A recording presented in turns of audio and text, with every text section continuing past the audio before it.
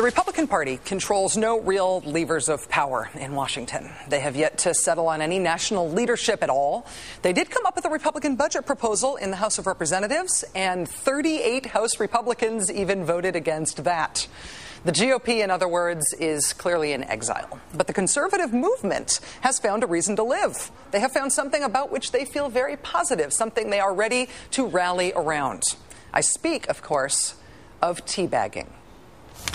Angry taxpayers, or at least some of them, are taking to the streets in the spirit of the Boston Tea Party. More than 250 locations in all 50 states will hold rallies on April 15th. Americans sick of government bailouts and wasteful spending, taking their message to the streets, and it's spreading fast. We're all over it. They're going to try and send tea bags to D.C. D.C. Teabag the White House. Teabag the fools in D.C. Teabagging. After spending weeks mailing tea bags to members of Congress, conservative activists next week say they plan to hold tea parties to proverbially teabag the White House. And they don't want to teabag alone, if that's even possible. They want you to start teabagging too. They want you to teabag Obama on Twitter. They want you to, quote, send your teabag and teabag Obama on Facebook. They want you to teabag liberal Dems before they teabag you.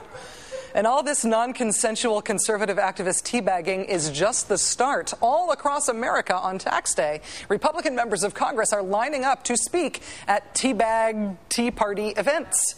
Even Governor Mark Sanford of South Carolina is getting in on the hot teabagging action.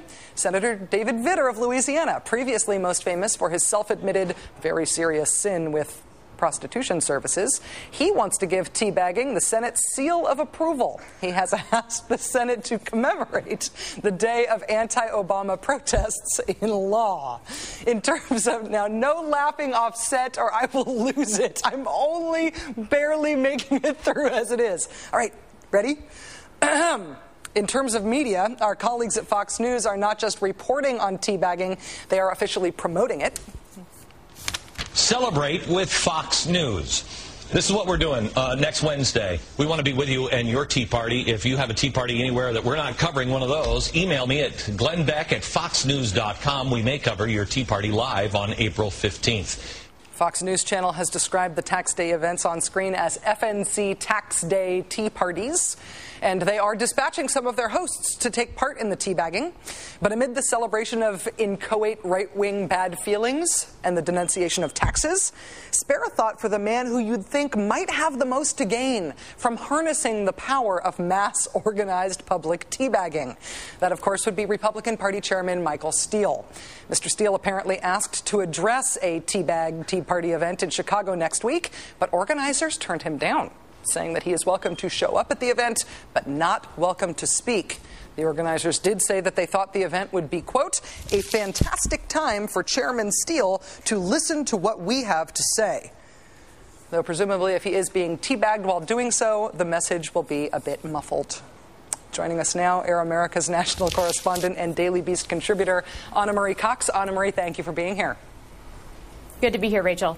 The Boston Tea Party was about taxation without representation, right? The protests planned for Tax Day are about the plan to go back to the Clinton-era tax rates for rich people. Is that the purpose of these, and is that the parallel they're trying to draw? Well, it's the parallel they're trying to draw, Rachel, but, you know, it is true that teabaggers are grossly underrepresented in Congress.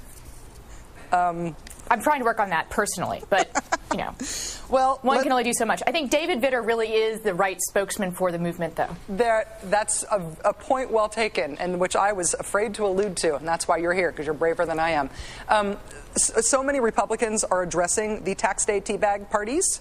Michael Steele has been rejected. Is he not considered a true teabagger by the movement? Well, you know, he said in that GQ interview that he thought teabagging wasn't a choice, that you couldn't change whether or not you would be a teabagger.